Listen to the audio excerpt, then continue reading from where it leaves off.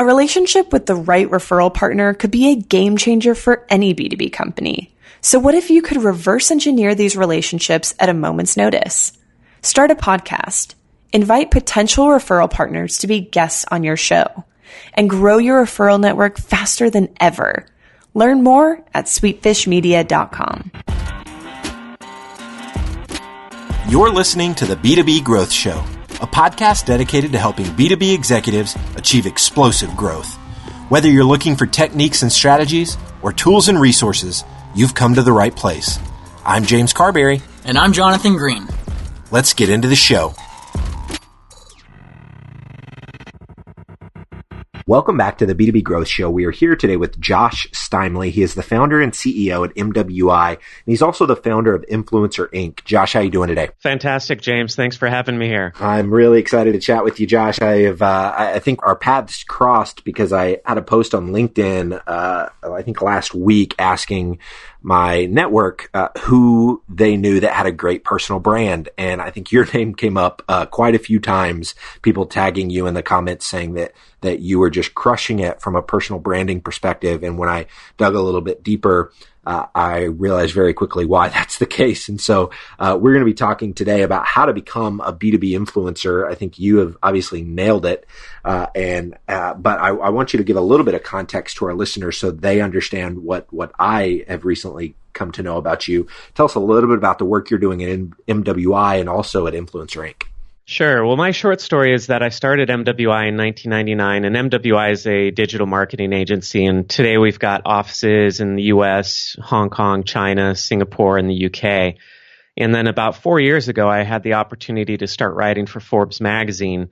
And I started writing about entrepreneurship and digital marketing. And that really blew up my business, MWI, and just helped it grow like crazy. And so as I started writing for Forbes, and then that expanded into writing for Entrepreneur and Time and Fortune and Mashable and TechCrunch and 20 other publications. And then that led to speaking engagements, and it led to a book deal.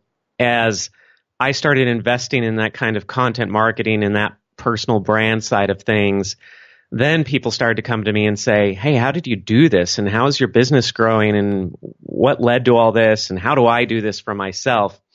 And so I launched this other company called Influencer Inc. to help people with their personal brands and to help train them and to help coach them and guide them through this process.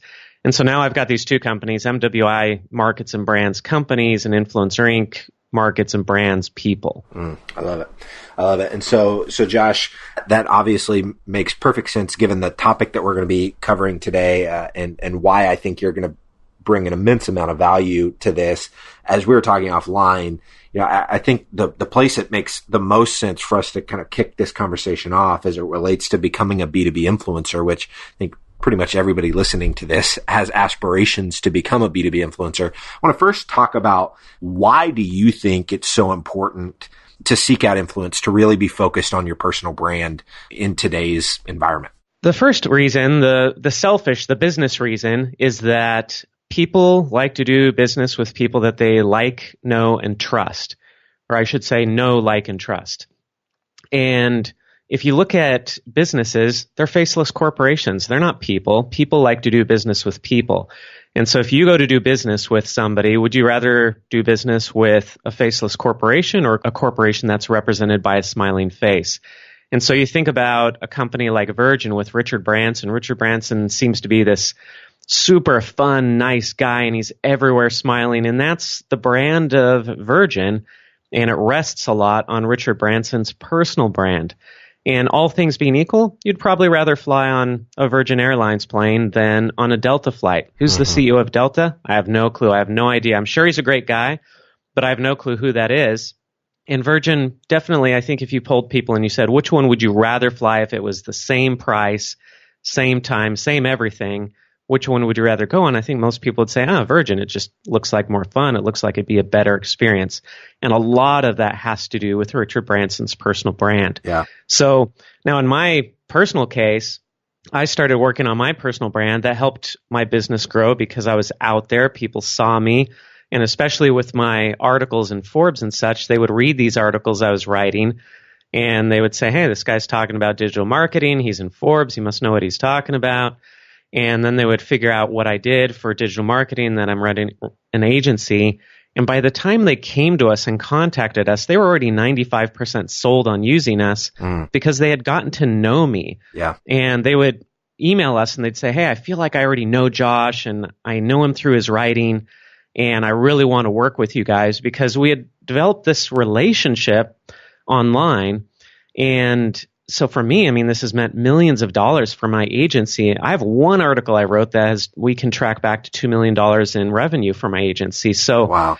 This is the power of a personal brand, that whether you're a small business or a big business, it can really drive business for you. And that's reason number one. Reason number two is it's an opportunity to serve, to help people.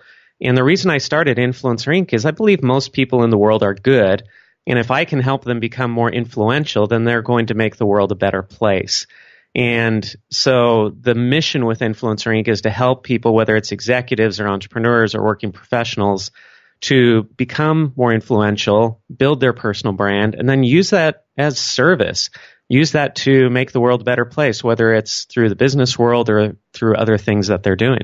I love it. I love it. And I had a question for you. I wanted to dig a little bit deeper, Josh, because I know that there can be kind of some pushback to personal brand actually driving real business results. I think we all would, your example of Richard Branson, I think is fantastic. I think about Howard Schultz and the Starbucks brand.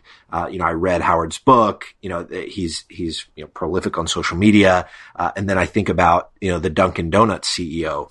I don't know who that is. There's no human attached to it. And I've got to believe that there's real legitimate business impact. But you mentioned something that I thought was interesting. You said that you could actually tie real revenue back to a specific Forbes article. Is there a certain way that you're doing your attribution, or are you just asking, did that just come about through conversations that you're having with new customers and them saying, oh yeah, I read this article? Is that how you guys kind of tied it back to that specific article? Right. It's the latter. So when people come into the business, we say, how did you find us? And they say, oh, I read this article. And so we've tracked that. Got it. And it's probably a lot more revenue that we have actually gotten from that article, but we can track at least 2 million to it. I mean, it might actually be 3 million, but I know guaranteed it's at least 2 million. Wow, that's incredible. So this actually does map to dollars. So now that we've covered kind of the why behind it, you gave two really solid answers there, Josh. I want to talk about, you need to be doing it, but what do you actually do to get started? What are some first steps that the folks listening to this can take to go down the path of becoming an influencer and driving results to the bottom line? Right. So a lot of people, when they ask, hey, how do I get started doing this? They start thinking about social media and their profiles and putting their name out there and then filming themselves and putting videos out or something like that. Or they'll look at like a Gary Vaynerchuk and say, well, he's got a strong personal brand. I'll just film a bunch of videos of myself talking and cursing a bunch or something. And that's my personal brand. It's like, I mean, you're kind of hitting little parts of what it takes to build a personal brand there. But the thing that people miss out on a lot is actually deciding what their personal brand is going to be before they go out and do these things. Yeah, it's important to have a website. Yeah, it's important to be on social media and be out there. But who are you and who's your audience and what's your message that you're going to be communicating to them? If you don't know these things going in, then you're going to be shooting all over the place. You're going to be unfocused and you're not going to get any traction. And then you won't have any success. And then you'll say, this personal branding stuff doesn't work. When in reality, you just went about it the wrong way. So the first step is figuring out, who am I? What is the personal brand that I want to have? And so you need to go through a kind of a positioning exercise to say, what makes me special? What's unique about me and my background and my experience? And it's helpful to think about like a Venn diagram. You see these Venn diagrams where you have a bunch of circles and they overlap, and where there's overlap, there's some sort of special thing there. To give a simple example, I know a lot about marketing, and I also happen to know a lot about skateboarding because I grew up as a skater and was involved in the industry. So if you overlap those two circles, then there's this intersection of skateboarding and marketing. Now, a lot of people in the world know a lot about marketing. So as just a marketer, I'm nothing special because there are thousands, tens of thousands, hundreds of thousands of marketers in the world. And as a skateboarder, I'm nothing special. There are millions of skateboarders in the world. But how many skateboarders have corporate high-end marketing experience?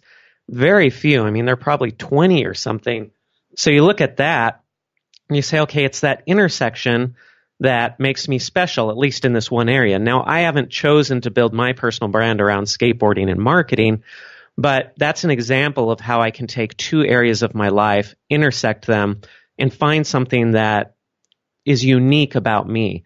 And so I encourage people to make a list and say, what are all the expert zones that you have in your life, things that you're really good at, and then start overlapping those and say, what two things can I put together that really make me unique?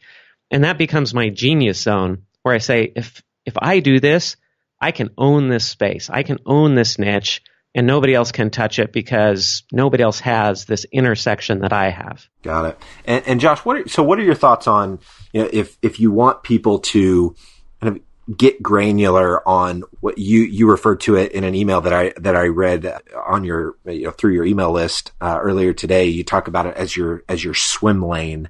Do you have any suggestions on kind of how to know if you've gotten niche enough, or if you're granular enough on the swim lane that you're choosing to build your brand around? Sure. And so the swim lane is something that came from Forbes, because they talk about this a lot. With the contributors at Forbes, they require that you have a swim lane, you have a certain focus that you write about each and every day, and you don't go out of that swim lane. And so it might be PR, it might be digital marketing, it might be accounting, whatever it is. But they want you to create a tagline around that swim lane too, and be able to have this short sentence that says, I write about digital marketing for CMOs. I cover entrepreneurship in China. And so they really want you to focus, and they work with you on focusing on this tagline and developing that. If you can't say what you do in one sentence and have it be really clear, then you haven't gotten focused enough. If you require a paragraph or a whole half of a page to describe what you do, then you're not focused enough. You're trying to cover too many things. So you should be able to fit it into one sentence. The other thing is, does it stick once you've got it? If you create that tagline and it really resonates with who you are and what you do, and you can tell your friends about this and they're like, yeah, that's you. That tagline describes you. That's how I think about you. You are the digital marketing in China guy. You are the marketing and skateboarding guy. Like, that's how I already see you. Then you know you're onto something. If you're trying to create a personal brand and it has nothing to do with really what you are, and you're just creating it because you aspire to something else, and you're trying to create something and move in that direction, that's really tough. There's a saying that it's easiest to lead a horse in the direction it's already going. So you want to create a personal brand around what already makes you special, that people already know you for, and then just strengthen that personal brand that you've already been working on, rather than try to go create something that's totally different than who you already are. Yeah. So you mentioning the skateboard piece, Josh, for me, I named my business after my favorite candy, Swedish Fish. And so I think a lot of, I write about it a lot in my emails and how obsessed I am with Swedish Fish. And I think Noah, I see Noah Kagan doing this. I think that may be actually what inspired me to get just more human in my writing and talk about the things that I really enjoy that have nothing to do with business. And as silly as it is, people really seem to latch onto that. The replies that I get on the kind of the nurture emails that go out from our marketing automation system, a lot of times it's, oh my gosh, that line about, your Care Bear pajama pants was hilarious, or my wife loves Swedish Fish. Talk to us a little bit about how you have integrated, because I have seen you talk about kind of the skateboarding piece. You haven't necessarily built your entire brand around it, but talk to us about the importance of kind of letting those more personal elements of your personality shine through in the content that you're putting into the world. Yeah. And by the way, I love Swedish Fish too. That's my favorite candy. Yes. So man, we're really connecting on a deep level here. Great minds. So yeah, those little personality quirks are really useful because it does help you stay top of mind with people. It introduces this unique little thing that makes you stand out. And so I have skateboards on the back of my office wall. So when I'm doing video interviews, these skateboards that are hanging on the wall, because I like the artwork on them, they show up and people remember that and they comment on it. And so even though I'm not in the skateboarding industry, like that's not what I focus on, for my professional life, I've still made that part of my brand because people say, oh yeah, Josh, he's that marketing guy and he wrote that CMO book. And yeah, he's into skateboarding and stuff. It's just one more little thing that makes me stick out and helps people to remember me because it's unique. And so having those little personality things makes you human. It makes you more authentic, which is a popular buzzword these days that everybody's chasing after. And it just makes you a person. It makes you somebody that people say, wow, I feel like I know this guy because I know something special about him. I love it. Josh, you're obviously dealing with, particularly at Influencer Inc., you're working with a lot of executives. Where are you seeing them struggle the most? And what is your advice whenever they hit those snags and they're struggling with their personal brand? Two areas that I see a lot of struggling in. One is people trying to be somebody other than who they really are. Okay. And when they do that, they create content that's not authentic. And because it's not authentic, it doesn't connect with their audience. And when there's no connection with the audience, there's no traction. You don't get any results. And so they're often trying to imitate somebody else. They're trying to imitate Richard Branson. They're trying to imitate Bill Gates. They're trying to imitate Gary Vaynerchuk or whoever it is. And I say, be yourself and be authentic about yourself and make yourself vulnerable and tell secrets about yourself. Talk about failures. And that's how you make a connection with your audience. There's power in that. The other thing is that they don't produce content enough because they want to be perfect. Yeah. And when you want to be perfect, you end up spending a lot of time on your content. And this damages you in two ways. One, you just don't get that much content out there. Two, it also hurts your authenticity. The more you polish the content, the less it's you. Mm-hmm. And so I encourage my coaching clients and the people that I'm working with to go out and just create content. Even if it's quick and dirty, go on LinkedIn right now and tell your story in 1,300 characters because that's the limit they have on the posts. Yep. But go out there and tell your story about how you got where you are and what you love about what you're doing. And don't polish it up. Don't make it sound like an advertisement. Don't even put a call to action in there. Just do it. Yeah. And write that story. And you'll be amazed at how that connects with people and how many likes and how many comments you get on that. Versus if you go out there and you do a LinkedIn post and you put a link in there and a graphic and you try to really polish it up and make it this advertisement type of thing. People hate advertisements. They don't listen to advertisements, but they love stories. Mm-hmm. So just go out, tell your story and experiment with that and just get doing it. Yeah. I've been writing these LinkedIn posts every day, just telling little stories about failures, about things I've done. And sometimes I'll put a little call to action in there, but oftentimes I don't. And I just say, hey, this is my story. This is what I'm going through. What are you going through? And I'm not leading them to my email list. I'm not leading them to my social media profile. I'm just trying to figure out what connects with people. Yeah. And as I do that, I've had amazing success. I think I'm up to I've gotten 500,000 views on my LinkedIn posts in the past 2 weeks or something. And so if you can jump in and do that, even though it's quick and dirty, do that. And then you take those posts and you refine them and you turn them into blog posts, you turn them into videos and nurture emails, Quora answers. Yeah. Right. So you can take that and then you can lead it to the more polished stuff, but just get out there and get the stuff that's quick and dirty out there. Just get it out there. So for the past 4 months, Josh, I've been going all in on LinkedIn as well, posting every day, seeing similar results. I think I'm around the probably the 300,000 or 400,000 mark from a view count perspective. And I think that people, I've been talking to a lot of marketers lately about the results that I've been seeing on LinkedIn because I want them to start jumping on the train before LinkedIn starts charging for this kind of stuff. Because it seems crazy. I mean, I had a post earlier this week that's at 275,000 views right now. And it's organic. I didn't pay anything to get that kind of reach. And the inbound messages that are coming in from it, I mean, it's unreal, but it's because I've been doing exactly what you just said to do. I've been vulnerable. I've shared my story.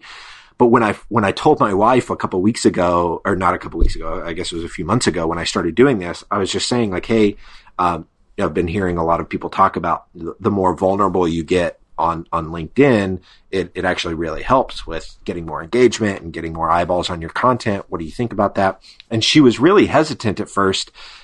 she was like, but what, she's a little bit more guarded and she doesn't, want the world to know her, the intricacies of her life. She's not trying to build a personal brand. So I guess to someone like my wife, maybe the person out there that wants to have a personal brand, but the thought of like being vulnerable online feels like, like this is going to be here forever. What if people see that and they think, oh, this guy like doesn't have his stuff together? Is that a common pushback that you get, or do people typically understand, fundamentally, okay, being vulnerable is the better path? And if they do push back, what's your response to that? Yeah, so there are kind of two things here. There's this vulnerability side where people do struggle with that because they feel like if I reveal failures, if I'm vulnerable, then people won't respect me. People will think that I'm a failure. They're not going to want to listen to me because all they want to hear are success stories, and they want to see people like Richard Branson smiling and talking about, the billions that he's made. And that's not at all what people want to hear. They don't want to hear success stories. They want to hear about overcoming challenges. They want to hear about when you were just like them and struggling and how you overcame those challenges. I was just meeting with somebody 2 days ago and he was talking about this, and I was saying, yeah, go out there and tell some stories about how you were failing at this. And back when your company only had 3 people instead of the 300 people today. He's like, well, yeah, but then I don't know if my customers will really trust me if I start talking about that. Like they had an experience in his business. It's a prototyping company. So companies come to them to get parts made when they're designing a new product, and then they test out these parts before they go into mass manufacturing. Okay. And he was telling me a story about working with a famous motorcycle company, and they made a part and they made a mistake, and it almost resulted in somebody getting hurt, and then they learned this lesson. And I said, well, what did you do? And he said, well, we bought this machinery so that we can test it ourselves because it was really a partner who failed. And now we went through this and now we know how to do it the right way. And I said, that's a great story. You should tell that story. And he said, well, if I tell that story, though, then people are going to see that we didn't do it right this one time. And I'm like, they don't care about that. They care that you do it right now. Yeah. And if you tell that story, it shows that, one, you're willing to tell the ugly truth. But 2, it shows how you solved the problem. They know that you've got that problem solved. As soon as you tell that story, in fact, what happens is that it's going to put doubt in their minds about all of your competitors because they're going to be asking, well, do his competitors do this, or are they still doing it the old way? But I know that this guy does it the right way because he had this bad experience. I was like, this is great marketing for you. But he was really afraid to do that at first because he didn't want to say anything negative about his company. So that's that vulnerability side. This other side is, sometimes people are just uncomfortable with the personal brand because they don't like talking about themselves. They don't want to be self-promotional. They don't want to be that guy who's like always talking about himself. And you kind of get this image in your head of those guys who are like taking photos of themselves in front of Lamborghinis and with wads of money and stuff. And it's like, that's not what we're talking about when we're talking about personal branding. We're talking about going out there and just telling stories, giving tips. And it's not about you. This is what I have to tell people is it's not about you. It's about your audience, and it's about sharing with your audience. You're not going out there and saying, look how great I am. You're saying, here's when I failed, and here's what I learned, and here's how you might be able to learn from my experience. Or here's how we started our business. Here's some of the struggles we faced. Here are challenges we went through. Or I see our clients struggling with XYZ, and here's how you can overcome this in your business. Here's what people pay me, $5,000 to know, and I'm just going to give it to you for free. Here's my advice. This is the kind of stuff that you're putting out there. And yeah, it will make you look like an expert, but you'll never have to say, look at me, I'm an expert. You're just giving advice, and the expert part happens naturally. No, I love it. We're super aligned in our thinking, Josh. This has been fantastic. I've loved this conversation.